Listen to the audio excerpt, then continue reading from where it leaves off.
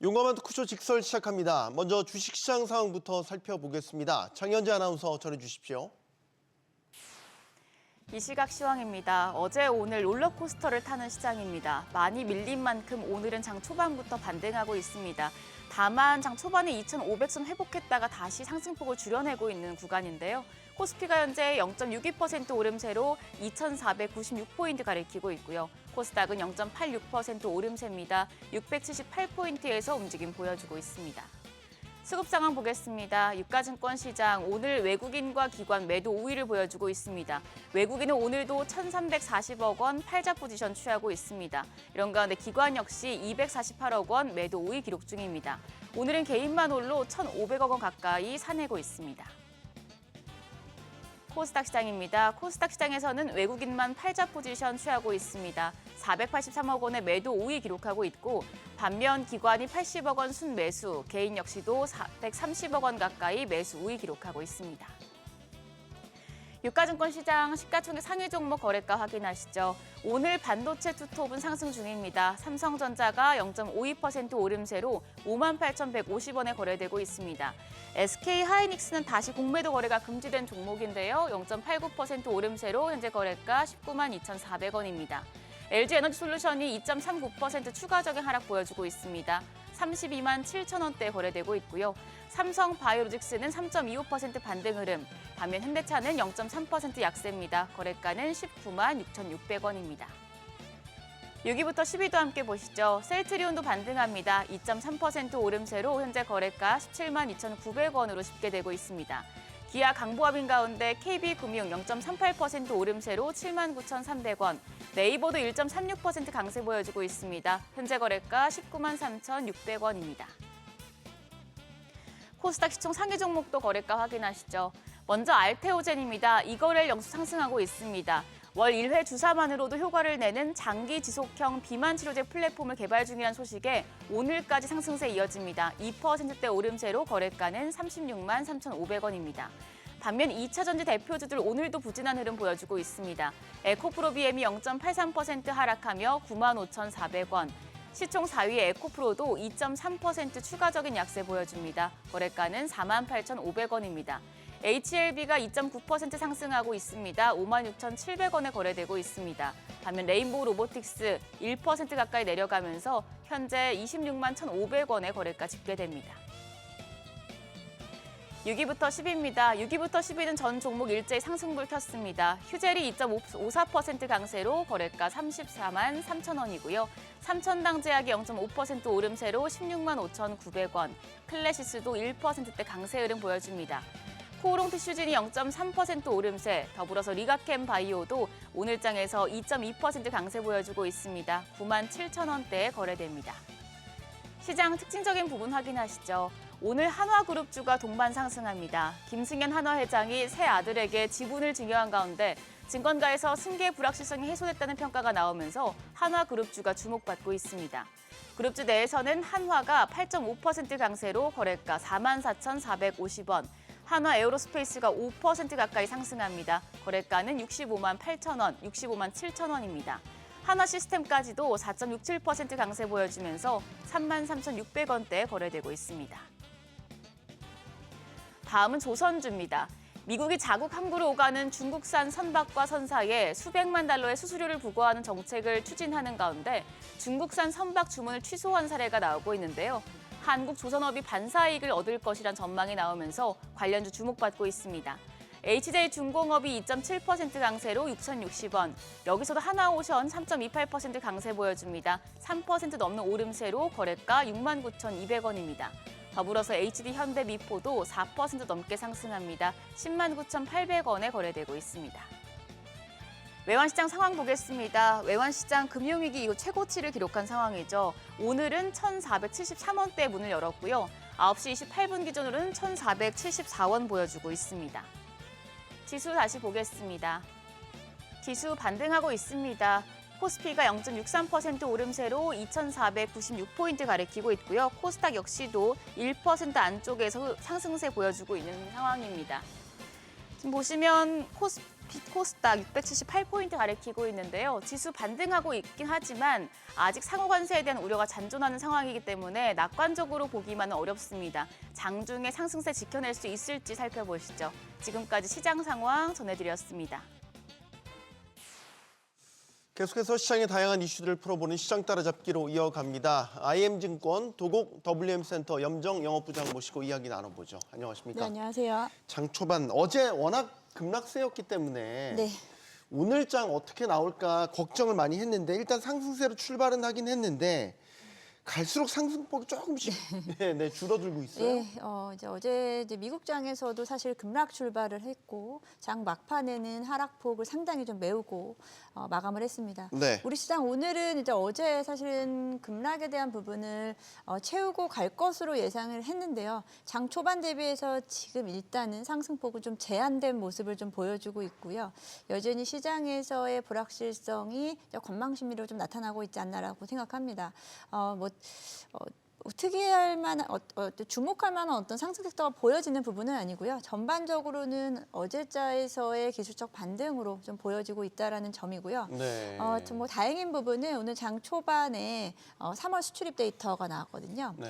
전반적으로는 이제 3월 2개월 연속 플러스 움직임이 나타났고요. 반도체라든지 수출 선박출 쪽에서의 51% 급등에 대한 증가에 대한 부분이 좀 긍정적으로 보여지면서 수출입 데이터가 긍정적으로 나온 업종들은 지금 상승 추세를 조금 더 이어가고 있는 모습이다라고 말씀드리겠습니다. 네. 자, 어제부로 공매도가 네. 전면 재개가 됐어요. 공매도 재개 첫날 내가 복귀했다라는 거 알리듯이 네.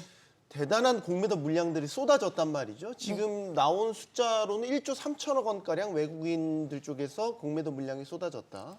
네. 이런 분석 나오고 있는데 변동성이 정말 걱정입니다. 네, 어제 같은 경우에는 외국인들이 현선물 3조 넘게 매도를 했습니다. 현물 쪽에서 코스피에서는 1조 5천 정도를 매도를 했고요. 코스닥에서도 마찬가지로 2,100억 원 정도 매도를 보여줬습니다. 이 부분에서 말씀하신 대로 대부분이 이제 좀 공매도 물량으로 좀 보여지는 만큼 어제 우리가 예상했던 것보다는 긍정적인 공매도 효과보다는 그에 따른 단기적인 변동성이 조금 더 확대된 모습이었고요. 어제 같은 경우에는 뭐 공매도뿐 아니고 관세에 대한 리스크가 점점 더 확대되는 구간이었기 때문에 그에 따른 뭐 이중고가 있지 않았나라고 생각합니다. 네.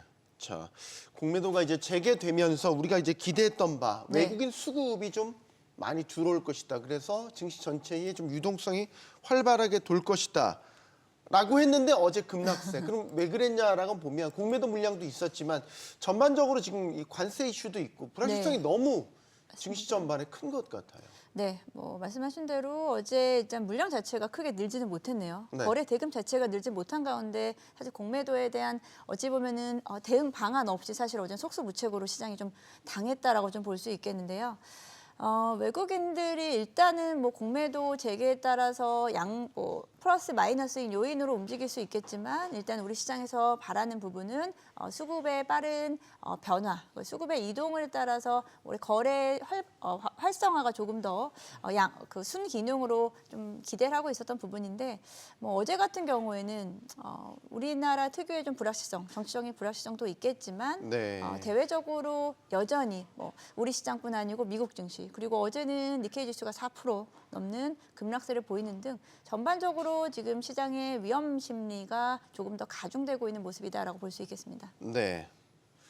환율도 걱정입니다. 네. 환율 어제 종가 기준으로 1,472원 돌파하면서 금융위기 이후 최고치. 맞습니다. 오늘 더 올랐어요. 1,400 환율 좀 띄워주시죠. 1,474원. 이러면은 단기적으로 지금 걱정이 네. 1,480원 돌파할 수 있고 장기적으로는 지금 1,500원 선 위협도 걱정된다. 네. 이런 이야기까지 나오고 있습니다. 환율 전망 어떻게 하십니까? 네, 말씀하신 대로 지금 IMF인 1998년 이후의 최고 수준까지 다다랐습니다. 월 기준으로 봤을 때 3월 1,457원 평균 레벨을 보여주면서 98년도 이후의 최대치를 좀 보여줬고요. 좀 앞서서 말씀드렸듯이 우리 시장의 어떤 정치적인 불확실성이 이에 대한 부분을 좀 더 가중시키는 모습입니다. 달러 인덱스 6개 주요 통화 대비해서 달러 가치를 반영하는 달러 인덱스 같은 경우에는 104 수준까지 내려오면서 사실은 달러의 약세 현상이 나타나고 있는 가운데 우리나라의 원화 약세만 조금 더 원에 대한 부분만 더 부각되는 상황이다라고 좀 볼 수 있겠는데요. 일단 시장에서 1,500원대까지도 일단은 좀 열어둬야 된다라는 분위기입니다. 네. 상호 관세에 대한 부분이 임박한 가운데 이에 대한 변동성을 좀 키울 것이다라고 좀 보고 있는데요. 이번 주에 또 환율을 움직일 수 있는 변동성을 나타낼 수 있는 여러 가지 좀 지표들이 나올 예정이고요. 이번 주 같은 경우에 4일에는 미국의 3월 고용 보고서가 발표를 할 예정이고 또 추가적으로는 FOMC 의장 발언이 있을 경우이기 때문에 의장의 연설에 발언이 있을 경우이기 때문에 이 상호 관세에 따른 미국 경제에 영향을 어떻게 미칠 수 있을지에 대한 코멘트가 우리나라의 환율의 또 변동성을 나타내는 주요 변수가 되지 않을까라고 보고 있는데요. 시장에서는 일단은 관세에 대한 리스크가 4월을 기점으로 해서 오히려 관세 발표 이후 이에 대한 부분이 불확실성 해소로 만약에 여겨진다라고 하면은 환율은 일단은 단기적으로 상방을 좀 막힐 수 있다라고 좀 보기도 하고요. 일단은 2분기까지는 환율에 대한 부담감을 좀 가져가면서 2분기 이후 정도부터는 안정화를 찾지 않을까라고 예상을 하고 있습니다. 네. 그럼 개인 투자자들은 이런 시점에서 어떻게 투자 전략을 가져가는 게 나을지, 지금 소나기를 피하는 방법이 좋을지, 과감한 정면 돌파가 나을지 모르겠어요. 네. 변동성이 큰 장세이기 때문에 변동성을 즐기는 투자자들은 오히려 이때를 기회로 삼을 수도 있겠지만 너무 리스크가 크다라고 걱정이 되기도 하고 말이죠. 사실 여기서 즐길 수 있는 투자자가 얼마나 될지는 사실은 좀 미지수인데요. 네. 어제 같은 경우에도 사실은 툼에 대한 분위기 조성이 좀 강하게 나타났습니다. 일시적으로는 시장을 좀 피해야 되지 않을까라고 좀 보여줬었지만 저는 단기적으로 일단은 지금 다시 한번 지난 연말 수준까지 지수라든지 주가 일부 종목들의 흐름이 좀 꺾이고 있는 모습인데요. 여기서 2,470선, 2,500선을 잘 지켜준다라고 하면 저 앞서 말씀드린 대로 상호관세 부과에 대한 발표 이후에 오히려 불확실성 해소에 대한 부분으로 일부 업종들은 다시 반등이 나타나는 구간이 되지 않을까라고 생각합니다. 하지만 우리가 공매도 재개에 따라서 타겟 업종이 될 수 있는 부분 그리고 수혜 업종이라고 할 수 있는 업종들이 어제 같은 경우에는 예상치를 다 빗나갔단 말이에요. 네. 그런 부분들에서는 당분간은 시장의 업종별 변동성을 좀 나타나지 않을까라고 생각합니다. 지금은 오히려 그런 부분들을 피하기 위해서는 공매도에 대한 부분이라든지 관세에 대한 부분에서 좀 자유로울 수 있는 업종에 대한 투자가 조금 더 안정감을 주지 않을까라고 생각하네요. 2차 전지 어떡하냐 이거죠. 2차 전지가 공매도에 아주 타깃이 된 만큼 2차 전지주에 대한 당분간의 변동성을 걱정을 안 할 수가 없다는 말이죠. 네, 변동성이라기보다 2차 전지는 그간 하향 조정을 깊게 받았는데요. 여기서 추가적인 변동성이 나오니 사실 어제 같은 경우에는 투자자들의 마음이 정말 흔들릴 수밖에 없었거든요.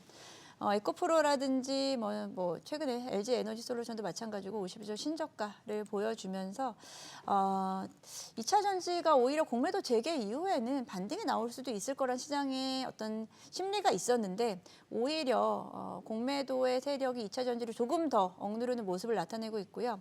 그에 대한 분위기는 일단은 조금 더 시장에서 바닥을 확인하고 싶거나 또는 시간이 조금 더 걸린다라고 하면 1분기 실적이 바닥이라는 것을 확인하는 시점부터 다시 한번 좀 반등이 나오는 구간이 되지 않을까. 그렇게 되면 이제 4월에서 5월로 넘어가는 구간, 앞으로 한 달여 정도의 시간이 있는데요. 그 기간 동안 하방을 얼마나 더 뚫고 뚫을지에 대한 부분이 시장에서는 조금 관심을 가져야 되는 부분이 아닌가라고 좀 생각합니다.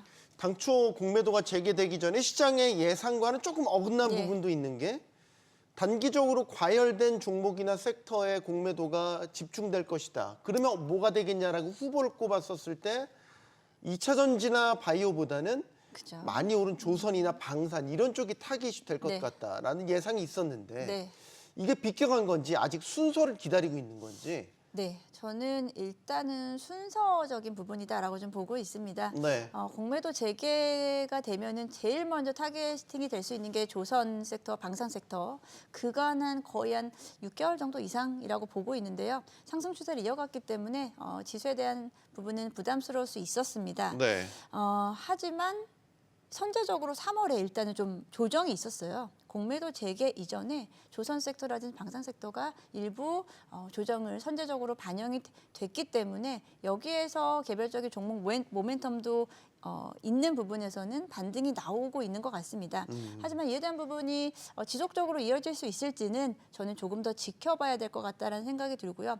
지금 순서의 차이가 되지 않을까라고 저는 조심스럽게 좀 말씀드려보고 공매도의 재개에 따라서 시장에서는 저성과 종목이라든지 그리고 경기 방어주 그리고 시장 대비해서 낙폭 과대한 쪽을 보면 2차 전지라든지 그간 이제 반도체 섹터라든지 기존의 이제 주력 섹터 또는 자동차 섹터 등을 보고 있었거든요. 네.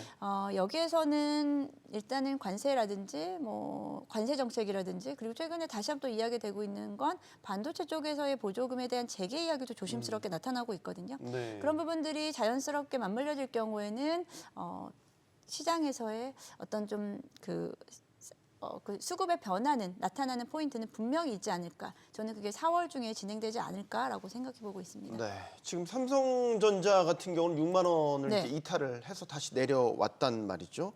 이번 주에 또 실적 발표 네. 앞두고 있어요. 뭐 하이닉스도 반도체 업종이기 때문에 네. 트럼프 행정부의 정책 이 방향에 따라서 또 영향을 받을 것 같고 빅이벤트는 끝났지만 이 네. 주가의 향방은 예측하기가 쉽지는 않은데. 네. 일단 삼성전자는 뭐 불행 중 다행이다라고 하면은 최근에 중국과의 연계성이 좀 커지고 있는 상황이죠. 네.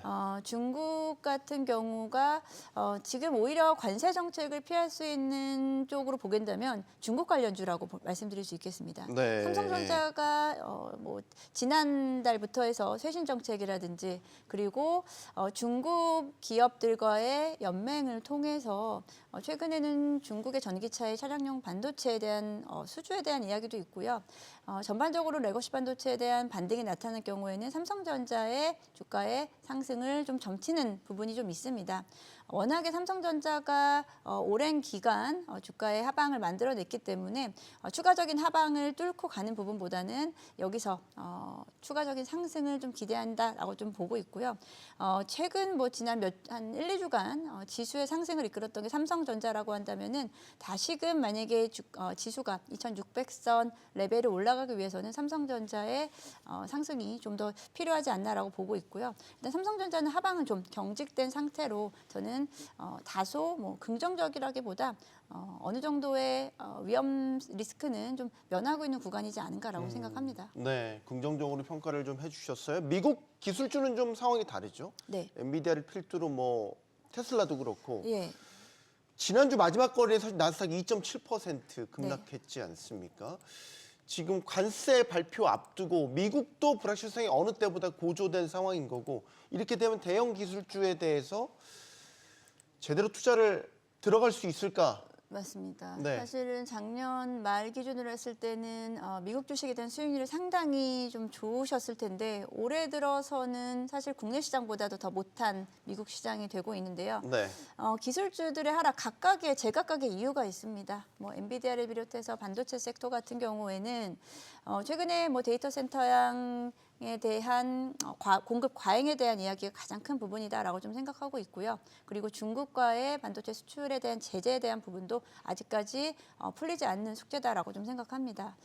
자동차에서는 뭐 테슬라 같은 경우에는 뭐 관세의 영향도 사실 있겠지만 테슬라만의 지금 기업의 이미지 타격이라든지 그리고 일론 머스크의 정치적인 행보에 대한 반발 심리가 너무 강하게 작용하고 있는 구간이다라고 보기 때문에 네. 우리나라의 뭐 테슬라를 가지고 우리나라의 자동차 업계와 비교한다거나 이런 부분은 지금은 좀 맞지 않는 구간이다라고 좀 생각하고 있습니다. 지금 불확실성이 시장을 지배하고 있는 이런 가운데서 이제 두각을 나타내는 거는 안전자산 그 중에서도 이제 금이 대표적인데 어느덧 온스당 지금 3,165달러 이 수준까지 올라갔단 말이죠. 올해 이 전반적인 수급 상황을 보면 더 올라갈 것 같다라는 전망이 지배적이긴 한데 최근에 이제 워낙 많이 올랐기 때문에 오히려 좀 빠르게 차익 실현이 나타날 것이다라는 의견들도 스물스물 나오고 있는 것 같아요. 네. 금 가격만큼 최근에 좀 전망하기 어렵다 또는 어렵다라고 요즘 뭐 하기 쉬운 게 어디 있습니까? 다 어렵죠. 네. 그런 것 같습니다. 금에 대한 부분, 금 투자하시는 분들은 금 투자, 그러니까 지금 수요와 공급의 원리잖아요. 네. 팔려고 하는 사람이 없다라는 거죠. 사려고 하는 수급은 지속적으로 들어오고 있는데 여기서 금을 놔줄 이유가 없는 상황인 것 같습니다. 지속적으로 위험 자산에 대한 회피 심리가 강해지고 있는 상황. 일단은 올해 같은 경우에는 여전히 미국의 불확실성 그리고 미국 경기에 대한 스태그플레이션에 대한 우려가 해소되려면 시간이 좀 필요하지 않을까라고 생각합니다. 그래서 금에 대한 보유 의지는 조금 더 강하지 않나라고 생각하고 있고요. 네. 여기서 추가적인 상승을 논하기보다는 쉽게 빠지지 않는 구간으로 좀 말씀드려보겠습니다. 지금 사실 이제 시장의 조정을 계속해서 빌미를 제공하는 게 불확실성이잖아요. 예. 만약에 관세가 이제 내일 혹은 내일 모레 정도에 나오게 그쵸. 될 텐데 네. 그런 것들이 다 공개가 되고 나면 오히려 시장의 전반적인 불확실성들이 해소되면서 반등의 트리거도 가능할까요? 네, 일단 시장에서도 그렇게 보고 있습니다. 이제 트럼프 대통령의 관상호 관세에 대한 부분을 4월 2일, 네. 빠르면 4월 1일 밤, 밤 4월 혹은 4월 2일에 2일. 알게 될 것이다라고 지금 공표를 해놓은 상태인데 오히려 시장에서는 다 노출이 된 상태, 조금 시장에서는 보수적으로 시장에서는 이미 잡고 있는 상황이기 때문에 네. 발표 이후에 오히려 불확실성 해소로 저는 볼 것 같다라는 생각이 듭니다. 일부 타격 업종들을 제외하고는 시장 자체는 오히려 반등의 기회가 되지 않을까라고 좀 생각을 하고 있고요. 이에 대한 해석을 어떻게 하느냐에 대한 부분을 앞서 말씀드린 대로 이번 주에 이어질 미국의 경제 지표라든지 그에 따른 연준 의장들의 코멘트가 시장의 반등을 만들어줄 수 있는 트리거가 되지 않을까라고 보고 있습니다. 알겠습니다. 자, 시장 따라잡기 여기서 마무리하겠습니다. IM증권 도곡 WM센터 염정 영업부장과 함께했습니다. 고맙습니다. 감사합니다.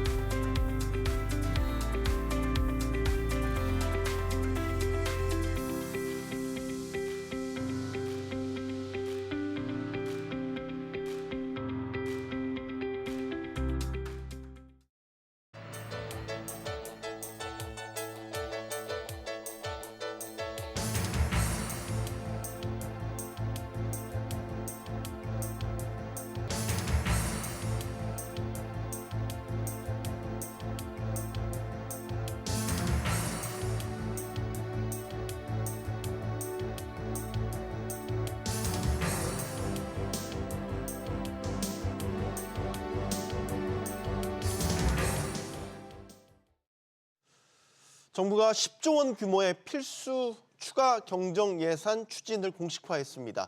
역대급 산불 피해 발생과 함께 내수 진작 또 트럼프발 통상 문제 등에 신속하게 대응하겠다는 취지로 읽혀지는데요. 여당이 국민의힘은 일단 환영의 뜻을 밝혔지만 야당인 더불어민주당 유의미한 효과를 낼지 의문이란 입장을 내놨습니다. 앞서 여야는 추경의 필요성은 공감대를 이뤘지만 규모와 내용을 두고는 이견을 보였었는데요. 현재 또 수많은 이재민들이 산불로 하루아침에 삶의 터전을 잃고 대피소 바닥으로 나와 앉아 있지 않습니까? 추경의 골든타임을 계속해서 이야기를 하고 있는 상황입니다. 자, 그러면 추경을 둘러싼 쟁점과 정치권 상황들 하나씩 짚어보겠습니다. 오늘 함께해 주실 분들 소개해드리죠. 국민의힘 하남시을 이창근 당협위원장 나오셨고요. 또 김진욱 전 더불어민주당 대변인 그리고 상명대 경제학부 이동진 교수 나오셨습니다. 안녕하십니까? 네, 안녕하세요. 용감한 토크쇼 직설은 SBS 비즈 뉴스 앱과 유튜브에서 실시간으로 시청이 가능하고요. SBS 비즈 앱을 다운로드 받아서 시청하시면 더 많은 정보와 뉴스를 보실 수 있습니다. 추경 등 시급한 현안을 처리하기 위해서 국회의장과 여야 원내대표단이 만났지만 본론은 꺼내지도 못하고 설전만 주고받고 끝났습니다. 그 모습 먼저 보고 토론 시작하겠습니다. 국회를 침탈한 사람이고 그 옹호하는 부분에 대해서 사과를 받아야지 권성동 원내대표가. 수소는 바람 거죠. 아니 그 얘기를 먼저 그만하세요. 네, 자, 이번에 추경을 먼저 꺼낸 쪽은 정부입니다. 4월 안에 10조 원의 추경 편성을 추진하겠다라고 이야기를 했거든요. 사실 그동안 정부는 좀 상대적으로 좀 소극적인 입장이었단 말이죠. 근데 이제 산불을 계기로 오히려 먼저 추경 카드를 던졌습니다. 정부가 일단 급작스럽게 좀 태도가 바뀐 이유 어디에 있다고 보시는지 먼저 좀 여쭙겠습니다. 무엇보다도 산불 피해가 가장 심각한 거죠. 왜냐하면 네. 역대 최대 산불 피해라고 하지 않습니까? 네. 사상자 수가 75명이고 그리고 이재민도 약 7천여 명 나왔고 그리고 산불 피해 규모가 이제 산림으로 따진다면은 약 1억 5천만 평 정도 됩니다. 굉장한 규모죠. 그런데 단지 추경이 산불에만 국한되진 않습니다. 모두 다 아시는 것처럼 트럼프발 관세 전쟁이 시작됐는데 네. 우리나라는 지금 현재 탄핵이라는 그런 국면에서 전혀 정부가 대처를 못했지 않습니까? 네. 하지만 내일 4월 2일 날에 트럼프 대통령이 정말 보편 관세를 할지 아니면 각 나라의 환경 문제나 조세 그리고 각 나라의 규제를 감안해서 개별 관세를 접근할지 아니면 이에 더해서 또 품목별 자동차나 철강 이렇게 품목별 관세를 할지 이러한 부분에 대해서도 저희가 대응을 못하고 있습니다. 그러다 보니 지금 기업들이 나서서 개별 대응하고 있는 상황에서 그 피해를 막기 위해서 추경이 필요한 것도 또 사실입니다. 그리고 마지막으로 필요한 것이 민생인데 야당이 민생을 주장하지만 실제 민생을 제대로 대응하고 있는지는 의문입니다.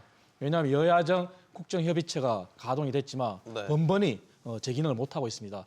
하지만 지금 우리 경제는 0% 성장률로 지금 추락하고 있고요. 네. 그리고 생산과 투자와 소비라고 하는 트리플 다운이 지금 시작됐습니다.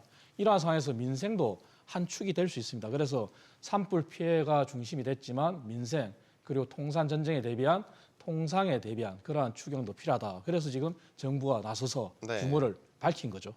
그런데 이번 정부 추경 제안에 대해서 야당 쪽은 좀 생각이 다른 것 같습니다. 일단 필요성에 대해서는 공감하는 부분이 큽니다. 네. 다만 어떻게 할 것인가 하는 부분에 있어서는 좀 이견이 있는 것이고요. 네. 지금 방금 전에 말씀 주셨던 것처럼 지금 우리 경제 굉장히 어렵습니다. 이번에 OECD에서 2025년도 이 경제 성장률을 지금 2.1에서 0.6%포인트 마이너스 된 1.5% 정도로 좀 전망하고 있지 않습니까? 네. 또 심지어는 영국의 뭐 이코노미스트 같은 경우에는 뭐 1%, 0%대, 0.9까지 전망이 지금 나오고 있어요. 굉장히 어렵습니다. 그리고 지난 12월 3일 비상계엄 이후로 이 대한민국의 경제가 사실상 완전히 올스탑되어 있는 것 같은 그런 느낌도 있고 또 민생 경제 회복이 필요하다라는 부분 그리고 지금 이 성장의 어떤 마중물 역할을 해야 된다는 필요성 그런 부분들 때문에라도 이 추경이 필요하다라는 부분에 대해서는 저희 민주당도 적극적으로 공감을 하는데 네. 문제는 이 규모라는 것이죠. 10조 원을 정부가 얘기를 합니다만 과연 이 10조 원 가지고 지금 제가 말씀드린 것 플러스 이번 산불 재해 그 복구까지 다 가능할 수 있겠는가 하는 부분이 일단 첫 번째 있는 것이고 그리고 저희가 지난 1월 연초부터 추경의 필요성을 많이 강조했었고요. 또 근래에 들어서만 해도 3월 18일 날 여야가 같이 추경의 필요성 때문에 정부에 요구도 했지 않습니까? 네. 그런 상황들 속에서 나온 것 치고는 너무 준비가 좀 덜 된 것 아닌가라는 측면에서 좀 더 논의해야 할 부분이 남아있다 이렇게 보는 것입니다. 추경 필요성 자체에 대해서는 공감을 하고 있는데 규모라든지 구체적인 안의 내용들에 대해서 조금 더 협의할 부분이 남아있다라는 입장을 주셨고 교수님 저희가 연초부터 추경 놓고 골든타임이다 이야기 참 많이 했었는데 이번에 정부가 꺼내 들었단 말이에요. 네. 물론 산불이 계기가 됐습니다. 네. 어떻게 보십니까? 그러니까 지금 우리가 연초부터는 이제 특히나 이제 학계에서는 추경이 반드시 필요하다는 의견이 이제 대부분이었죠. 근데 그 당시에는 네. 이제 정부가 조금 낙관적이었습니다. 경제 상황에 대해서 1월 초에 성장률 전망할 때 1.8로 것으로 전망을 했었고 그래서 네. 추경은 필요치 않고 이제 그 조기 그 지출을 이제 조기에 이제 해서 앞부분을 상반기를 좀 회복시키면 하반기는 자연적으로 이제 흘러갈 것이다 이제 전망을 했었는데 상황은 그때보다 훨씬 더 이제 안 좋아진 거는 확실하고요. 그러니까 세 가지 추경이 필요한 게 이제 세 가지 이유가 있을 것 같은데 하나가 지금처럼 경기가 생각보다 빨리 하락하고 있다라는 부분. 네. 그다음에 아마 올해 세수 결손이 상당히 클 것으로 예상되기 때문에 네. 어차피 적자 추경은 필요했다. 시기의 문제였기 때문에 세 번째로는 이번 산불로 아마 예비비가 거의 소진될 것 같은데 그럼 추가적인 예비비도 필요하다. 아마 이 세 가지 이유가 복합적으로 작용을 해서 지금은 추경을 안 할 수는 없는 상황인 것 같습니다. 네. 문제는 사이즈가 되겠죠. 사이즈가 되겠다. 예. 지금 원래 민주당에서 이제 제안했던 추경 규모는 35조 네, 그렇습니다. 정도였죠. 근데 네. 이번에 10조 원은 사실 민주당이 제안한 거의 규모에 비하면 뭐 상당히 적은. 턱없이 부족하다고 보는 거죠. 네. 저희들이 볼 때 지금 뭐 이번에 가장 큰 이유가 이번 그 영남 지역의 재해에 대한 산불 재해에 대한 복구 비용 또 네. 이 보상도 필요한 부분이 있고요. 그런데 문제는 지금 이 근거가 이번 재난 재해 대응에 얼마만큼이 소요가 될 것인지에 대한 추계가 지금 나와 있지도 않아요. 네. 그렇다면 지금 그 정부가 세 가지 정도 이유를 좀 댔지 않습니까? 이번 네. 추경의 필요성에 대해서 재난 재해 대응, 두 번째가 통상 및 AI 경쟁력 강화, 네. 세 번째가 민생 지원입니다. 그러면 각각의 어느 정도의 규모를 투입했을 때 정부가 목표로 하는 소기의 성과를 달성할 수 있을 것이다라는 어떤 근거가 제시돼야 되는데 과연 지금 재해 예방비로만 뭐 심지어는 뭐 좀 조단위의 상황들이 얘기가 나오고 있는 속에서 네. 과연 얼만큼까지 이 10조 원 가지고 다 할 수 있을까 이런 부분에 대해서 상당히 부족하다는 것이고 특히나 지금 저희가 민생경제 회복 부분을 얘기하고 있습니다. 네. 그렇다면 이 소상공인 자영업자 같은 경우에 굉장히 어려운 상황들인데 얼만큼 투입하겠다라는 전체적인 얘기가 없어요. 그런 상황 속에서 그냥 10조 원이면 된다. 저는 10조 원 가지고 부족할 것이라고 분명히 저희 민주당은 보고 있습니다. 지난 네. 저희가 1월 초에 35조 원 얘기했을 때 거기에서 뭐 25만 원 전국민 민생회복지원금 한 10조 정도를 제외하더라도 그걸 제외하더라도 20조 원 이상의 규모가 있어야 어느 정도의 이 경기를 회복시킬 수 있는 마중물 역할을 할 수 있다고 봤는데 네. 지금 10조 원이라면 그 절반도 안 되는 거 아닙니까? 그렇다면 이 추경이 뭐 단계적인 추경을 통해서 한 번 더 할 수도 있다. 지금 이렇게 얘기가 나오는데 네. 그런 사회적 비용까지 감안해 본다면 너무나 이 추경을 졸속적으로 준비하고 있는 게 아니냐 이런 지적을 안 할 수가 없습니다. 원래 국민의힘에서도 제안했던 추경 규모는 15조. 저희는 15조 원입니다. 그러면 이번에 정부가 제안한 건 10조니까 그것보다도 좀 더 정부안이 그렇습니다. 이제 예. 적네요. 정부는 10조를 주장했지만 저희 당은 애초에 15조를 주장했고요. 네. 문제의 핵심은 이겁니다. 민주당이 주장한 35조 원 안에 민생 경제 진작을 하겠다 그래가지고 소비 네. 쿠폰을 발행하겠다. 전 국민한테 뿌리겠다는 돈이 약 15조에서 20조 원 가까이 됩니다. 네. 그것을 빼면은 국민의힘 규모와 거의 일치합니다. 하지만 우리가 주장하는 것이 네. 민생회복지원금이라고 하는 그 소비 쿠폰의 의도입니다. 그리고 이번 산불 피해로 정부가 추경하는 데 있어서 민주당 이재명 대표가 끼워 넣기 식으로 하는 거거든요.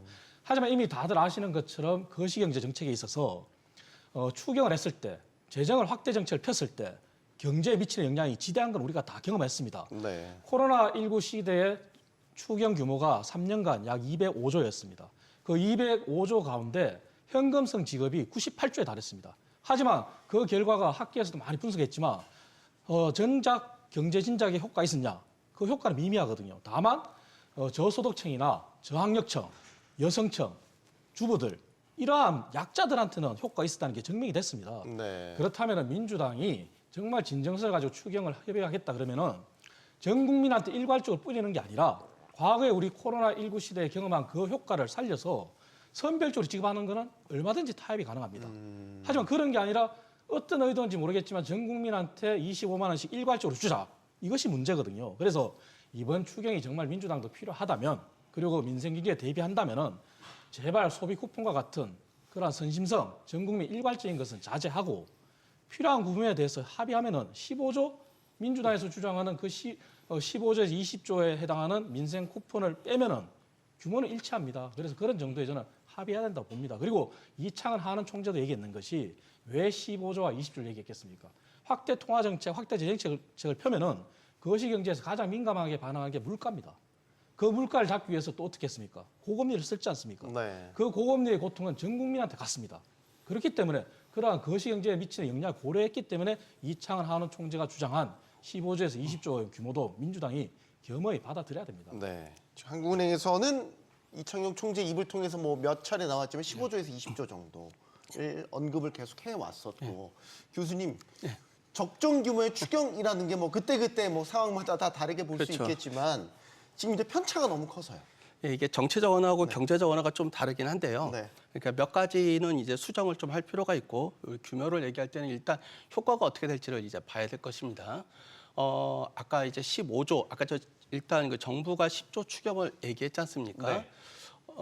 그 중에서 이제 아까 뭐 GPU 같은 거 이제 구입하는 데 쓰고, 예. 그 다음에 재난으로 쓰고 되면은 제가 보기엔 뭐 그 이제 그 경기 진작 쪽으로는 5조 들어갈 것 같은데 보통 이제 예전에도 여기서 얘기했지만 이 저기 분석 대부분의 이제 분석들에 따르면은 경기가 안 좋을 때는 이 추경 효과가 되게 크다라는 거는 알려져 있고 승수가 한 2배가 된다고 하더라도 그게 이제 몇 년에 걸친 거니까 네.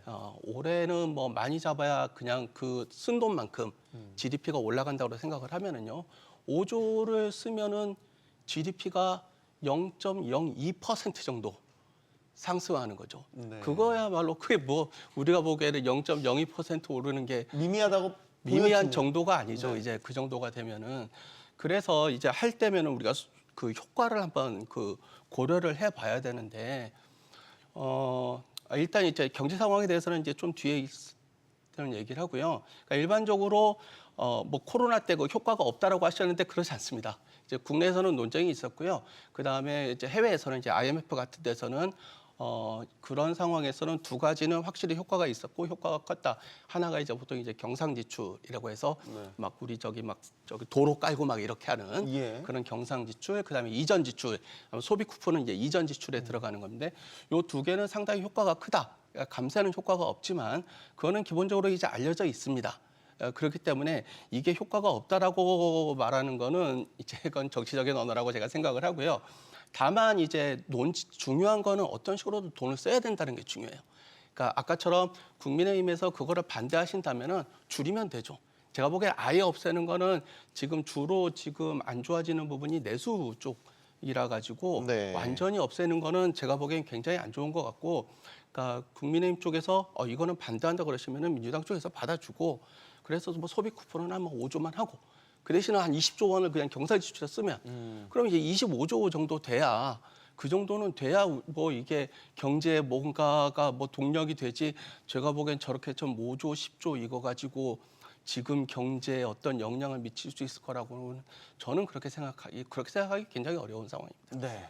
하나만 짚으면요.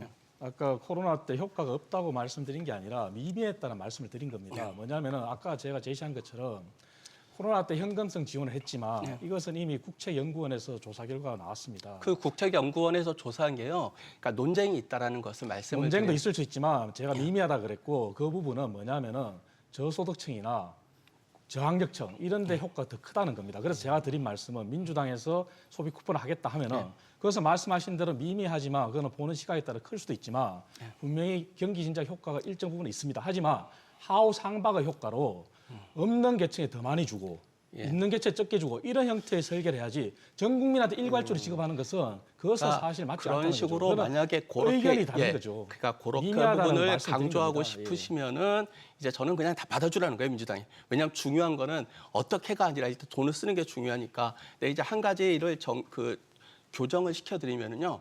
그 직후에 한국경제학회에서 학술 대회가 있었고 절반은 효과가 크다. 절반은 효과가 작다라는 것이고요. 제가 아까 미미하다는 말에 반대한 이유는 뭐냐면은 실제로 IMF가 2020년에 그 발표한 보고서에 보면은 경기가 안 좋을 때는 오히려 경상지출보다 이전지출이 효과가 더 크다라는 그런 이제 분석도 있으니까. 근데 이제 더 이전 지출의 방법이 보편적 지원이 될 것이냐 아니면 네. 이제 국민의힘에서 선별적 얘기한 지원이죠. 선별적 지원이 될 것인데 방법론의 차이에 있어서 이제 그러니까 뭐 그게 만약에 그러니까 그렇게 만약에 강조하고 싶으시면 제가 말씀드린 거는 여기서 그렇게 그거를 따지는 것은 의미가 크지 않다라는 거예요. 아니죠. 이걸 보셔야죠. 재정 확대 정책의 효과가 결국은 물가 상승으로 이어졌지 않습니까? 그거는 인정하시잖아요. 저도 경제학자잖아요. 저는 요 말을 할 때 그런 물가 상승에 대한 그거를 잡기 위해서 물가를 잡기 예. 위해서 우리가 어떻게 썼습니까? 고금리 정책을 폈지 않습니까? 예. 그러한 경제의 부작용도 있는 겁니다. 그렇다면 IMF 말씀하셨는데 1998년 IMF 때 추경의 규모가 예. 그때 당시 재정 규모의 약 5% 수준이었습니다. 그리고 또 하나의 큰 위기였던 2008년 금융위기 때 대한민국의 추경의 규모도 약 5% 수준이었습니다. 하지만 지금 현재 경제 위기가 과연 외환위기와 당시의 금융위기와 동일 비교하느냐, 그것도 주관적인 차이일 수 있습니다. 하지만 민주당이 주장하는 35조 원도 현재 대한민국 재정의 5%에 육박하는 수치입니다. 네. 그러면 이거는 거시경제에 미치는 효과가 크거든요. 그래서 소비신자가 효과도 있지만 거시경제에 미치는 물가 상승으로 이어지는 그 효과도 경작자는 저는 무시하죠. 자꾸 물가를 얘기하시는데 제가 작년 7월인가 그 국회 청문회에서 똑같은 얘기를 했었는데 그때 그렇게 얘기했었어요. 그 당시 이제 그 국민의힘 쪽에서 그 얘기를 하셨는데 지금 물가가 걱정되니까 지금 자영업자들이 소비를 좀 더 줄여서 자영업자들이 피해를 좀 보더라도 그럴 수밖에 없다라고 작년 7월에 얘기하셨습니다. 지금 똑같은 말씀 하실 수 있겠어요? 지금 자영업자의 상황이요. 그렇게 낙관적으로 우리가 물가 0.1, 0.2 오르는 거 걱정하는 그런 상황이 아닙니다. 아까 민생을 얘기하셨으면요. 네. 시장을 보셔야 되는데 그걸 자꾸 물가로 얘기하시면 그래가지고 지금 작년부터 이제 돈 쓰지 말자 그래가지고 작년 7월에 우리나라 성장 올해 정말이 얼마였습니까? 2% 중반까지 간다고 얘기했는데 지금 어떻게 됐어요? 지금 1.5도 안 될 거예요. 이 상황에 대해서 어떻게 설명하실까? 정치인이시면은 정치인으로서 정확하게 책임을 가지고 말씀하셔야지. 정치인이자 저는 경제학자입니다. 그런데 거시경제와 미시경제 헷갈리시는데요.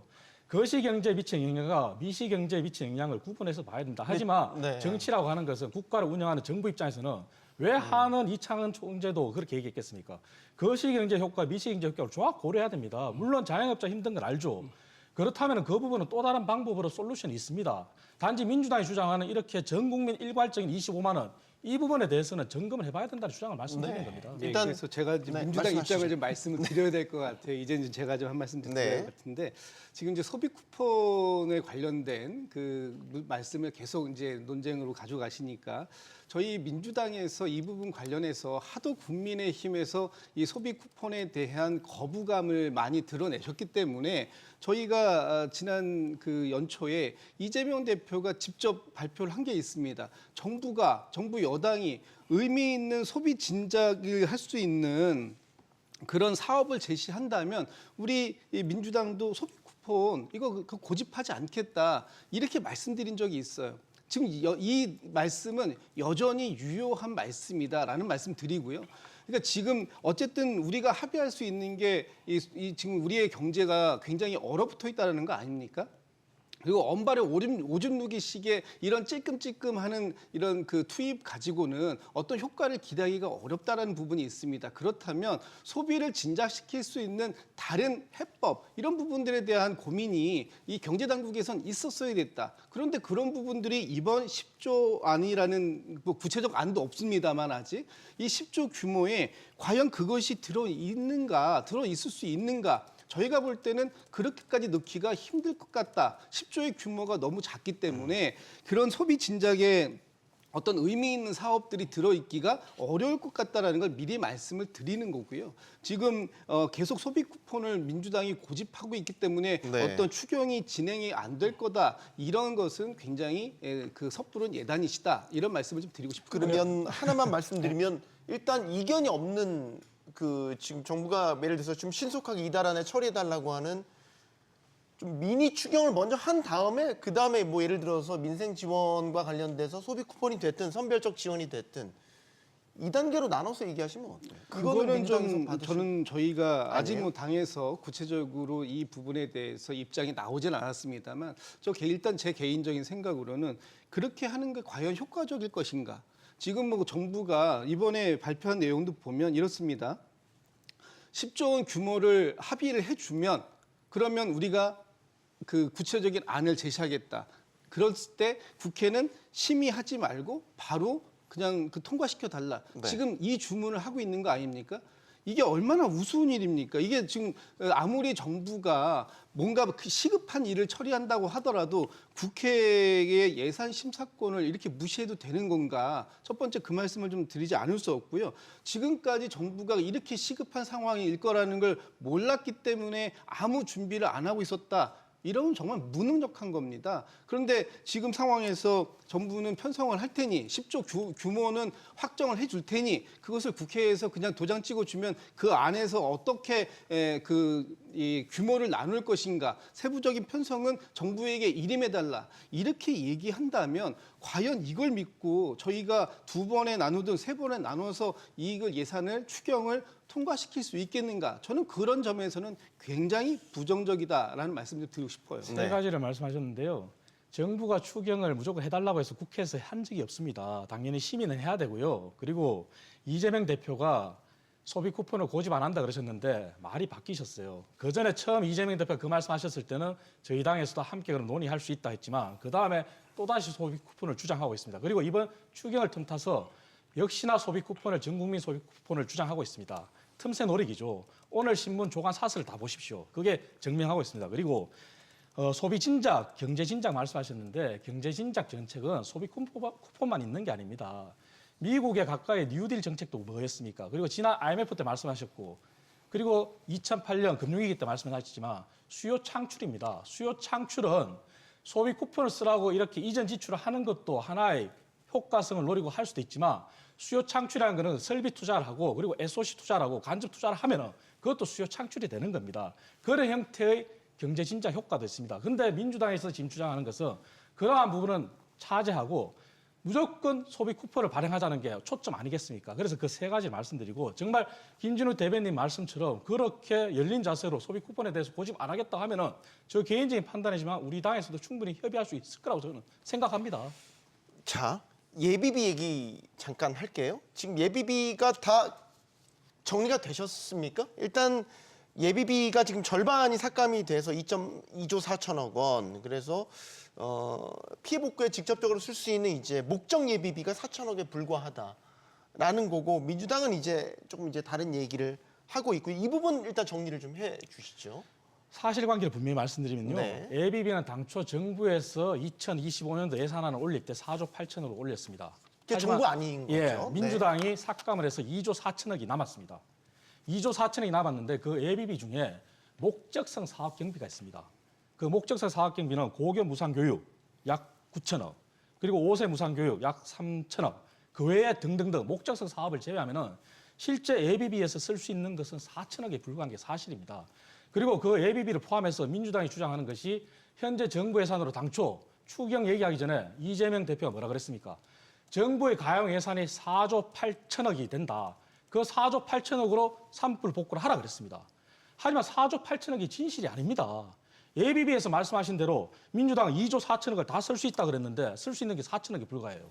그리고 부처별 재난 복구비라고 약 1조가 있는데 그중에서 1조를 다 쓸 수 있는 게 아닙니다. 농림식품부 예산, 산림청 예산, 행안부 예산, 환경부 예산 전액을 다 쓰면 1조가 되지만 전액을 다 산불 피해에 쓸 수가 없어요. 거기에서 쓸 수 있는 예산은 2천억에 불과합니다. 그리고 재복구 국고 채무 부담이 약 1조 5천억 됩니다. 그거는 민주당과 의견이 같아요. 그럼 민주당 계산법에 의한 4조 8천억이 산불 예방으로 다 쓸 수 있는 게 아니라 저희들이 목적성 사업 경비를 빼고 그리고 산불 예방으로 산불 재피해로 쓸 수 없는 예산을 빼면은 국고 채무 부담 1조 5천억과 그리고 쓸 수 있는 예비비 4천억을 합치면은 불과 2조 1천억 원에 불과합니다. 또 2조 1천억 원이 저희가 주장하는 추장입니다. 그렇기 때문에 추경이 필요한 거죠. 이걸 추경에 포함시키자라는 아니죠. 거죠. 이거는 현재 재원을 쓸 수 있는 거죠. 아니 제 말은 이제 부족분에 대해서는 부족분에 대해서 추경에 추경으로 넣어야 포함시키자. 되는 거죠. 예. 글쎄요, 지금 계산법이 약간 다를 수는 있습니다. 네. 그런데 제가 지금 두 가지를 좀 지적드리고 싶은 것인데 일단 예비비가 부족했기 때문에 지금 추경이 필요하다. 일단 어떤 근거를 가지고 이렇게 말씀하시는 거죠? 지금 재난에 대한 그 복구비가 지금 추계가 나왔습니까? 지금 작년에 23년도 예비비가 4조 6천억 원이었는데요. 그중에서 23년도에 사용한 게 1조 3천억 정도 됩니다. 71%가 불용됐어요. 그래서 우리가 합리적으로 조정해야 될 필요가 있겠다. 예비비가 정부의 쌈짓돈이 아니다. 예비비 가지고 대통령실을 옮긴다든지 해외 순방이라든지 이런 걸 쓰라고 만들어 놓은 게 아니기 때문에 그 부분에 대해서 합리적인 조정을 한 것이다라는 말씀을 드리고, 지금 올해의 그 정부의 예비비 가지고 1차적으로 특히 재난과 관련해서 쓸 수 있는 돈이 1조 원 이상이 된다라는 게 저희가 지금 파악하고 있는 겁니다. 예를 들면 행안부의 대책비가 한 3,600억 정도 있습니다. 농림축산부의 재대책비 1,600억 정도 있어요. 해양수산부, 산림청, 환경부 다 해서 충분히 있는데 이걸 다 쓰고도 모자랄 것 같다. 그래서 지금 추경을 하자라고 하시는 거잖아요. 아니죠. 그렇다면 아니에요. 저는 추경에서 재해 복구비를 별도로 편성하는 건 찬성합니다만 지금 여기에서 편성된 거 외에 예비비를 다시 원상복구 시켜야 된다. 이렇게 지금 끼워 넣기 식으로 말씀 주시는 거는 아니요. 그건 안 된다라는 얘기를 분명히 아예 말씀드리는 거예요. 산불 예산을 증액하자라는 거예요. 필요한 부분이 있다면. 필요한 부분이 있기 때문에 추경하자는 거지 않습니까? 네. 그렇다면 사실관계를 바로 잡아야 그 됩니다. 예산을 이 추경에다 담는 것이 맞다라는 말씀을 드리는 거예요. 아니요, 사실관계 바로 잡을게요. 예비비 사업에 아까 제가 설명드렸지만 말씀하신 대로 목적성, 소요가 예정된 목적성 사업 경비는 예산 조정을 못합니다. 그런데 그걸 잘못 알고 계시는 거고요. 그걸 빼면은 예비비에 쓸 수 있는 게 4천억밖에 안 된다는 거고요. 아까 말씀하신 행안부 3,600억의 재난복구비는 절대 쓸 수 있는 예산이 산불에 쓸 수 있는 거는 1,100억 원에 불과합니다. 3,600억을 다 쓸 수 있는 게 아니에요. 포괄적으로 쓸 수 있는 재난 복구비가 아니에요? 3,600억인데 그중에서 쓸 수 있는 거는 1,100억 원에 불과하고요. 농림식품부에 1,600억이 재난 복구비가 있어요. 하지만 그 농림식품부의 1,600억은 산불에 쓸 수가 없어요. 그리고 해수부의 250억도 산불에는 못 써요. 산림청의 1,000억 중에 산불에 쓸 수 있는 건 200억에 불과한 겁니다. 이러한 항목이 정해져 있는 거를 민주당이 이렇게 법률도 조세 법률주의도 무시하고 그러면 이걸 다 조정하겠다는 겁니까? 말이 안 되는 거죠. 그래서 제가 지적해서 말씀드린 게 민주당의 추계법과 저희가 가용할 수 있는 현재 정부 예산으로 쓸 수 있는 추계 예산이 다르다는 걸 지적하는 거고요. 그리고 이재명 대표가 4조 8천억을 쓰라면서요. 자기들 추계법에 의해서. 그런데 추계가 안 됐다고 자꾸 말씀하시는데 그럼 이재명 대표는 민주당의 추계가 4조 8천이라는 소리 아니겠습니까? 그럼 저희가 2조 1천억은 가용하니 민주당 방식을 100번 수용하더라도 그럼 부족한 2조 7천억을 해주셔야죠. 예비 추경으로. 그 계산법 이거는 아니, 명확한 제가 겁니다. 이거는 이 말씀 명확한 드려야 겁니다. 될것 계산이 같습니다. 이거는. 네, 말씀하시죠. 지금 이번 추경에서 제일 첫 번째 그 정부가 추경의 목적으로 한 것이 재난재해 대응 아닙니까? 네. 그렇다면 이번 추경에 이 재난재해 대응 비용을 담겠다라는 거잖아요. 그리고 이 부분이 담여지기 전에 우선 긴급하게 필요한 부분은 24년도 예산에 지금 25년도 예산에 편성되어 있는 예비비를 우선 지출할 수 있는 거 아닙니까? 그런데 마치 지금 아무것도 이게 지금 이 재난재해 대응 예산을 갖다가 민주당이 안 담는 것처럼 말씀하시는데 지금 예를 들면은 그동안에 가장 큰 재난이 있었던 상황 속에서 많이 들어갔던 게 얼마 정도 들어갔습니까? 한 3천억 정도 들어갔습니다. 그럼 이번에 그거의 2배, 3배라고 해도 지금 영남 지역의 이 산불 관련돼 가지고 복구가 필요한 비용이 뭐 넉넉 잡아서 2조 원이다라고 될지 모르겠습니다만 그렇게 예상을 해본다고 치고 그 부분에 대해서 현재의 예비비만으로도 충분히 감당할 수 있을 것 같은데 설령 그게 모자란다면 추경에 담자라는 부분에 대해서는 동의한다니까요. 그러니까 동의해 주시면 돼요. 그 동의해 부분에 대해서 주시면 저희가 돼요. 동의를 안 하는 게 아니고 다만 지금 정부가 이 어느 정도의 예산이 소요될 거라는 것을 추계해 오시고 구체적인 사업 내용을 지금 하나도 국회에 제출한 게 없지 않습니까? 그냥 그 어떤 셈법에 의해서 10조를 만들어 오셨는지는 모르겠습니다만 그 10조의 구체적인 사업 내용을 먼저 국회에 제출을 하고 그것을 국회에서 심사받는 방식이 되어야 되는 것이지 먼저 10조 원이면 충분할 것 같으니까 10조 원에 대해서 국회가 인준해 주시고 합의해 주시면 우리가 그 10조 원에 맞게끔 이거 작성해 가겠습니다. 이런 방식은 앞뒤가 바뀌었다. 선후관계가 잘못됐다. 이런 말씀을 지적드리는 거예요. 네, 자, 헌재가 윤석열 대통령에 대한 탄핵 심판 선고를 발표했습니다. 4월 4일 오전 11시 이번 주 금요일이 되겠죠. 어떻게 보면 이제 계속 불확실성에 휩싸였던 선고일이 나왔으니까 이제 또 새로운 양상이 펼쳐질 것 같습니다. 일단 선고일이 결정된 거에 대해서 먼저 한 말씀씩 듣겠습니다. 일단 위원장님께서 먼저. 네, 뭐 다들 예상을 뛰어넘는 헌재의 결정이 연속되고 있습니다. 네. 지난번 한덕수 권한 대행의 선고도 다들 예상을 못하고 먼저 선고가 이루어졌고, 그리고 윤 대통령에 대한 탄핵 선고도 금주가 넘어갈 거다. 다음 주 안에는 이루어질 거다 이런 예상이 많았습니다. 네. 하지만 헌재가 이제 이번 주 금요일 날 이제 종결을 짓겠다는 것은 그만큼 국민적 갈등과 혼란이 심각하다는 것을 인지한 것 같습니다.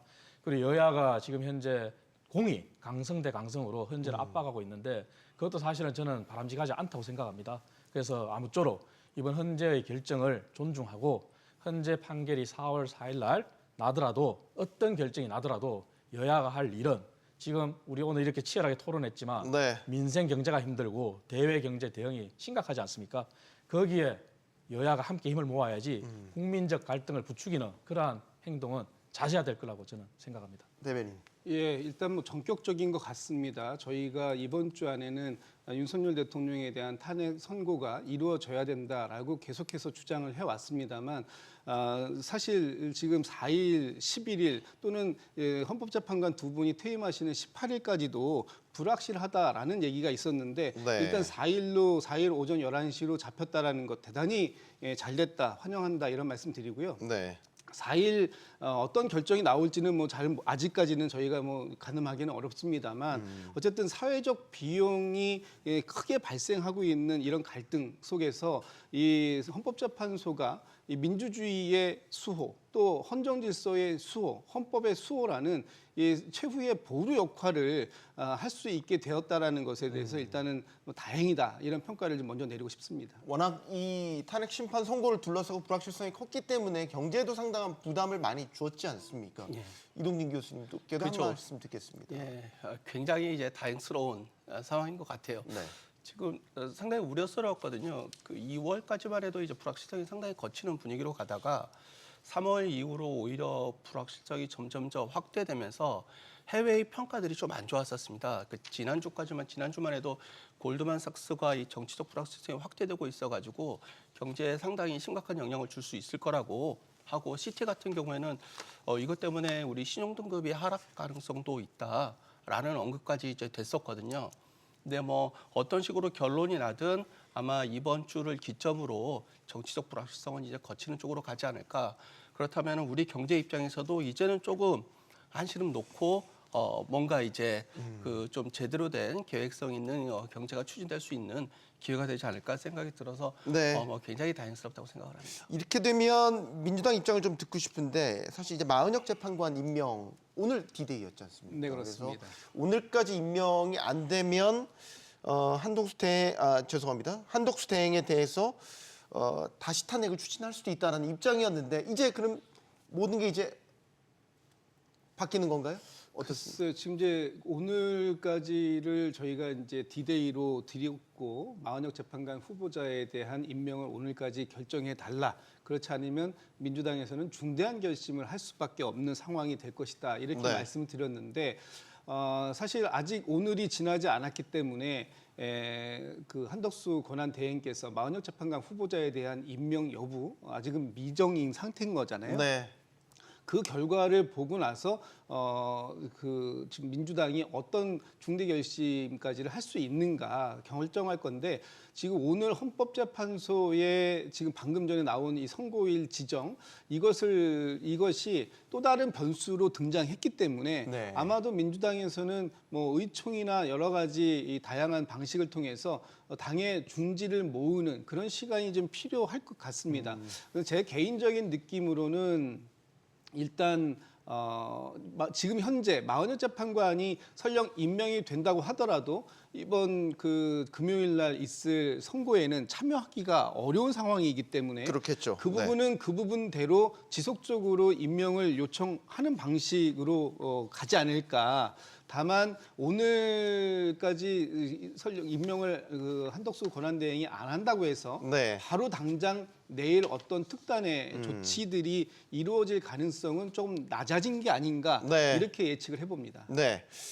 국민의힘 쪽에서는 이제 한덕수 대행에 대한 만약 재탄핵이 이루어진다면 이건 뭐 쿠데타와 다를 바 없다라는 강경한 입장이었잖아요. 그렇죠. 사실은 그렇게 된다면 민주당 국회의원들이 대한민국 국회의원이라고 말할 자격이 있나 저는 생각합니다. 네. 왜냐하면 지금 민주당이 한편에서는 민생 걱정하면서 그리고 오늘 계속 주장하는 것처럼 추경의 논란 속에서 한덕수 권한대행을 또 탄핵한다? 네. 그래서 또 대행에 대행을 간다? 그리고 심지어 민주당 초선 의원들은 이렇게까지 얘기했어요. 국무회의를 정지시키겠다. 그 얘기는 대한민국 헌법에서 보장한 국무회의 요건이 15인 이상 30인 이하입니다. 만약 그렇게까지 간다면 민주당 국회의원들은 대한민국 국회의원의 자격이 없죠. 대한민국 국정을 아랑곳하지 않는 거죠. 국무회의가 안 열린다는 것은 모든 행정부의 모든 일정이 모든 행위가 다 중단된다는 거거든요.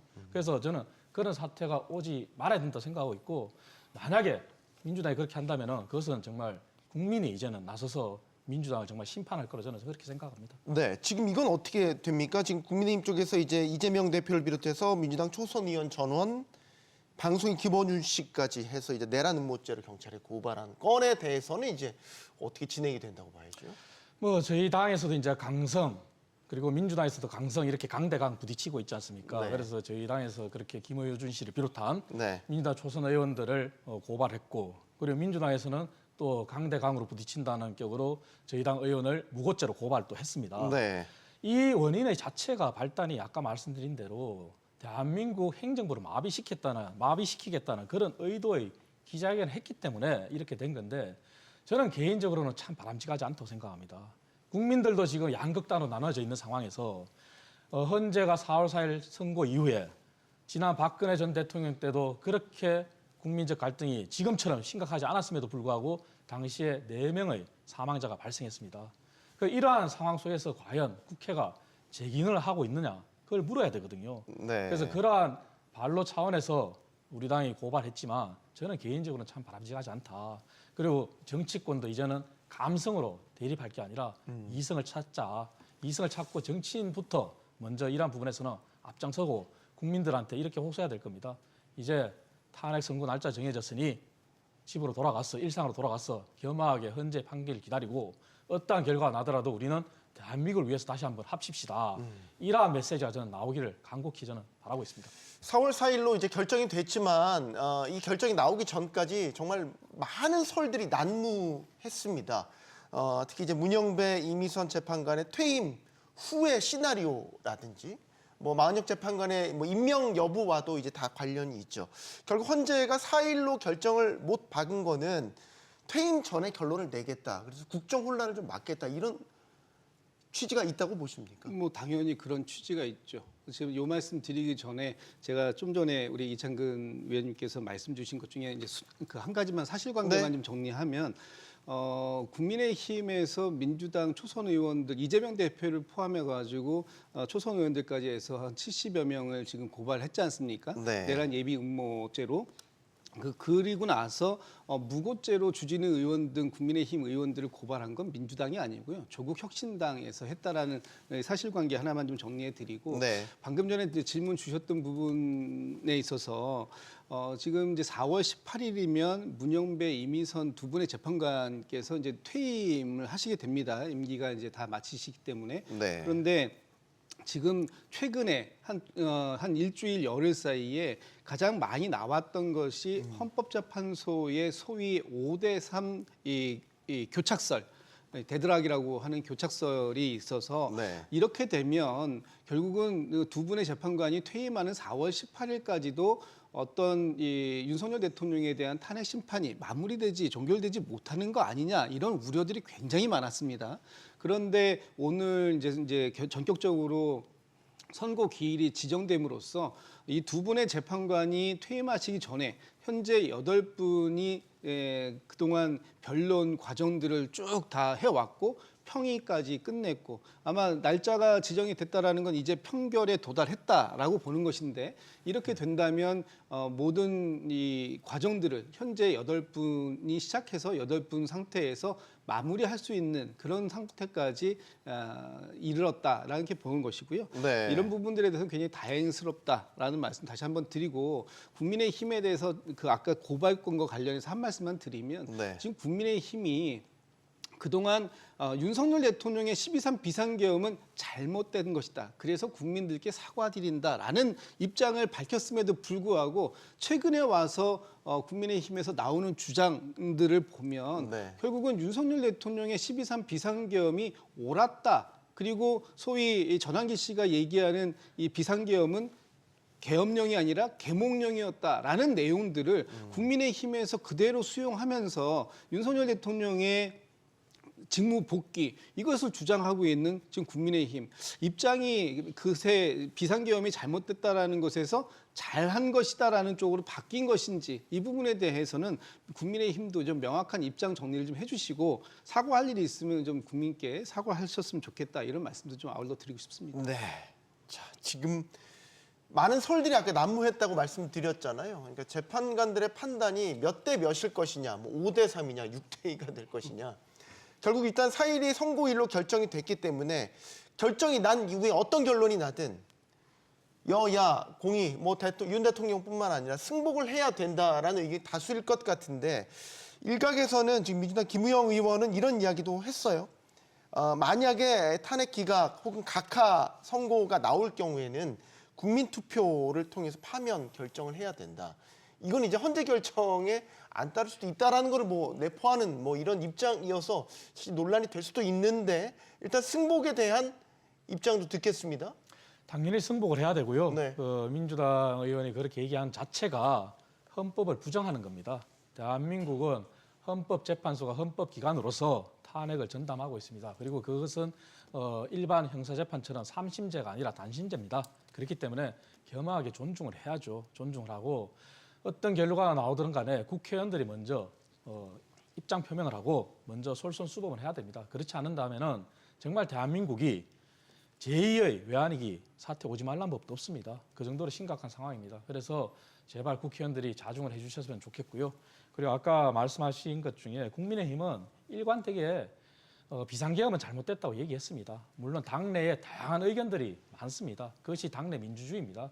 그래서 다양한 의견들 속에서 일부 강성 의원들의 목소리도 있지만 지금 국민의힘 지도부는 일관되게 당내에서 벌어지고 있는 데에 대해서 국민의힘 지도부가 주도하는 것도 없고 그리고 국민의힘은 비상계엄은 잘못됐고 헌재 판결을 헌재가 공정하고 투명하게 객관적으로 헌법과 법률에 따라서만 판단해달라 이 얘기를 지속적으로 하고 있습니다. 예.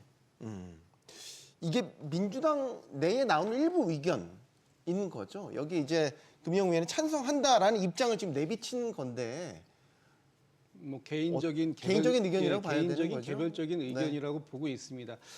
다만 아마도 그렇게 얘기한 뭐 배경은 잘 그 속 깊은 내용은 모르겠습니다만 지금 윤석열 대통령이 만약에 기각이나 각하로 통해서 직무에 복귀한다라고 했을 때 과연 그 지난 12.3 비상계엄 당일날 많은 국민들께서 또 전 세계가 계엄군이 완전 무장한 상태에서 국회의 유리창을 깨고 국회를 침탈했던 과정들 또는 중앙선거관리위원회를 장악했던 과정들 이런 것들을 보고 난 이후에 대통령이 직무에 복귀했을 때 과연 대통령의 리더십 또는 대통령의 국정 동력 바르게 설 수 있겠는가 하는 부분에 대한 의구심은 분명히 있는 것이고 네. 그런 부분들에 대해서 대통령이 스스로 결단하지 못했던 상황들 이런 부분들에 대한 책임을 어떠한 방식으로든지 묻겠다라고 하는 그런 부분들은 또 국민들 생각들도 있을 수 있다.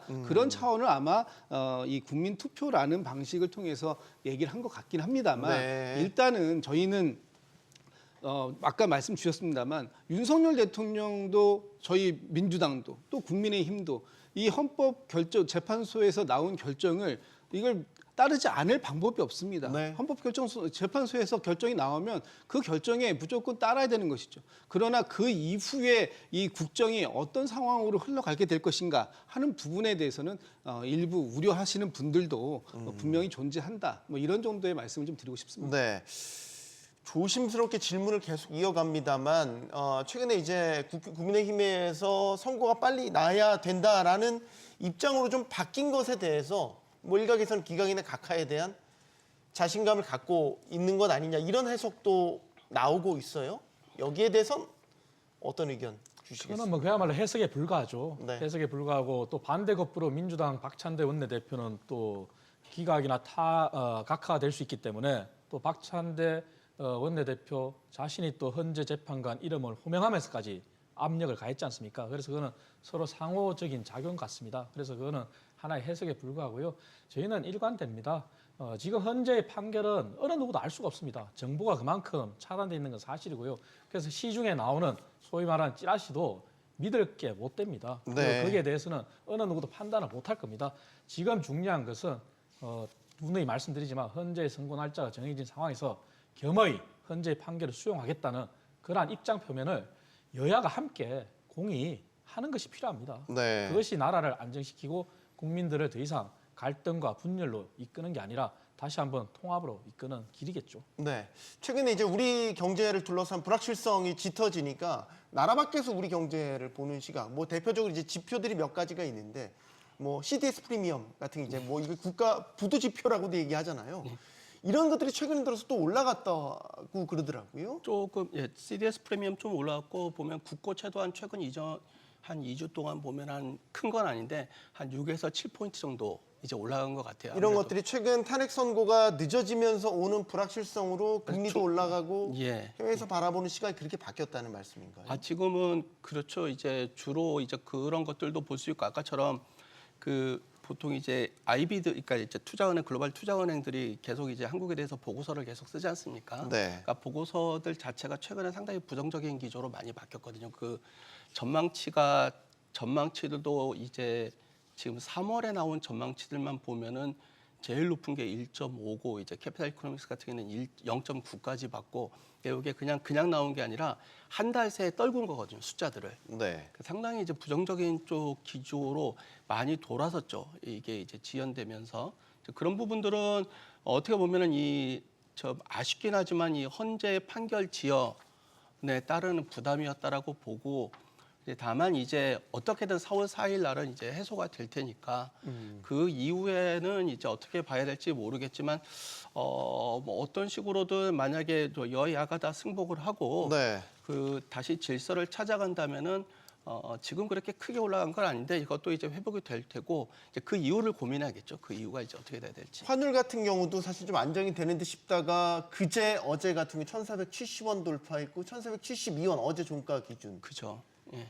이런 말이죠. 이것도 사실 이제 전체적으로 보면 달러가 되게 강세는 아닌데 그렇죠. 유독 원화에 대한 예. 이 비교 수치만 이제 우리가 원화 약세 압력을 지금 받고 있더라고요. 대표적인 불확실성이 영향이죠. 이제 환율이 그렇게 되는 게 지금 달러 인덱스는 오히려 하락 가치가 하락을 하고 있는데 최근 들어서 지금 아마 현재까지 기준으로 보면은 12월 2일 대비 현재의 달러가 오히려 평가가 절하됐습니다. 그 대비로 하면은 한 1% 포인트 정도 오히려 1% 정도 아마 가치가 하락했을 것이고요. 그 기간에 원화는 오히려 5% 올랐으니까 실제로는 지금은 원화만 많이 오른 거라고 봐야죠. 그리고 특히 이제 최근에 이제 더 오른 것들은 이 불확실성들이 제대로 해소가 되고 있지 않다. 이런 부분들이 컸기 때문에 네. 예, 그 부분은 확실하게 있다라고 봐야 될 것 같습니다. 마지막 하나 교수님 하나 추가로 질문 드리고 싶은 건 최근에 그 최상목 경제부총리가 미국 국채를 2억 원 정도 작년에 보유한 게 이제 최근에 드러나서 그게 논란이 되고 있단 말이죠. 이게 이제 시점상 미국 자산이고 언제 투자했는지는 모르겠지만 자칫 이제 원화 하락의 수익을 얻는 구조이다 보니까 논란이 좀 되고 있는 것 같아요. 어떻게 보세요? 그러니까 뭐 잘잘못을 제가 얘기하기보다는 너무 우울한 상황입니다. 그거는 뭐냐면은 우리 경제의 수장이고 우리 경제에 대해서 가장 잘 아시고 우리 경제를 이끌어 나가야 될 그런 분이 보기에도 우리 경제가 어둡다라는 그런 시그널로 저는 이해를 했거든요. 네. 그만큼 지금 우리 상황이 상당히 안 좋다. 요거는 지금 상황에서는 상당한 수준의 돌파구 마련이 필요하고 그렇지 않으면은 이 충격은 더 지속될 수밖에 없을 것 같다. 저는 그 정도로만 얘기를 가름하겠습니다. 지금 우리 성장률이 장기적 성장에 대한 걱정을 계속해서 하고 있지 않습니까? 올해 최근 IB들이 1% 중반대 미만으로 계속 낮춰 잡고 있나요? 어떠세요? 지금 그렇죠. 지금 제가 이게 그 3월에 지금 나온 것들만 보면은 이제 바클리가 1.4, HSBC가 1.2, S&P가 1.2, 그다음 캐피탈 이코노믹스 0.9, 골드만삭스 1.4, 시티 1.2, 노무라 1.5. 1.5를 넘는 게 하나도 없어요. 네. 3월에 이제 수정 전망한 것들을 보면은 지금은 확실히 1% 초반대까지는 간다고 현재 수준에서는 보는 게 어떻게 보면은 맞는 얘기일 것 같습니다. 네. 이 정도면은 굉장히 심각한 상황이라고 봐야죠. 네. 네, 조금 전에 더불어민주당 박홍근 의원이 또 헌재 정족수가 불안전하다라고 해서 만약에 윤석열 대통령을 파면하지 못하면 국민저항에 나서야 된다. 이런 또 지금 워딩이 붙은 보도가 나왔습니다. 이게 글쎄요, 이제 결정이 되니까 또 이제 그 결정 이후의 상황들에 대한 전망들이 좀 나오고 있는 것 같습니다. 글쎄 뭐 이거는 제가 볼 때는 뭐 결정 전에 말씀하신 건지 후에 말씀하신 건지 보도 시점이 좀 전이라서 네. 잘은 모르겠습니다만 어쨌든 그만큼 지금 국민들께서는 이 불안감이 큰 상황이다라는 말씀을 좀 드리고 싶고 이 국민들께서 아까도 말씀드렸습니다만 12.3 비상계엄 같은 상황들이 다시금 발생할 수도 있는 거 아닌가? 우리 사회에서 이 어떤 박물관 속에나 갔을 것 같은 비상계엄이라는 그런 상황들이 이렇게 현실적으로 나타날 수 있을 거라고는 아무도 기대하지 않았는데 그런 상황들이 나타나고 난 이후에 모든 국민들이 굉장히 불안해하고 있고요. 일상으로 돌아가고 싶지만 일상의 회복을 위해서는 지금의 이런 상황들이 빠르게 정리되는 것 그리고 가장 좋은 방법은 윤석열 대통령의 12.3 비상계엄이 위헌적이고 위법적이었다라는 부분에 대해서 많은 국민들이 지금 공감하고 있는 상황이고 네. 그렇다면 그에 따른 헌법재판소에 아주 지극히 상식적이고 보편적인 가치를 추구하는 그런 결정이 나와줄 것이다라는 믿음, 그런 믿음을 좀 다시 한번 확인하는 그런 자리가 됐으면 좋겠다 이런 생각을 하고 있습니다. 네, 이창훈 위원장. 누차 말씀드리지만 박홍근 의원 같은 중량감 있는 민주당 인사가 또 저렇게 말씀하시는 게 국민들을 또 혼란에 빠뜨리는 겁니다. 그래서 박홍근 의원과 같은 그러한 중진 의원들은 앞장서서 제발 이제는 헌재 판결을 믿고 기다리자. 그리고 헌재 판결이 어떤 결과가 나오든 간에 함께 승복하자. 이런 메시지를 내시기를 다시 한번 이 자리에 빌어서 간곡히 말씀드립니다. 네. 4월 4일 윤석열 대통령에 대한 탄핵 심판 선고가 결정됐습니다. 자, 선고 이후 우리 경제에 뿌리 내리고 있는 모든 불확실성이 싹 거쳐지길 바라겠습니다. 토론 마치겠습니다. 여기는 모든 경제가 모이는 SBS BG입니다. 시청해주신 여러분 고맙습니다.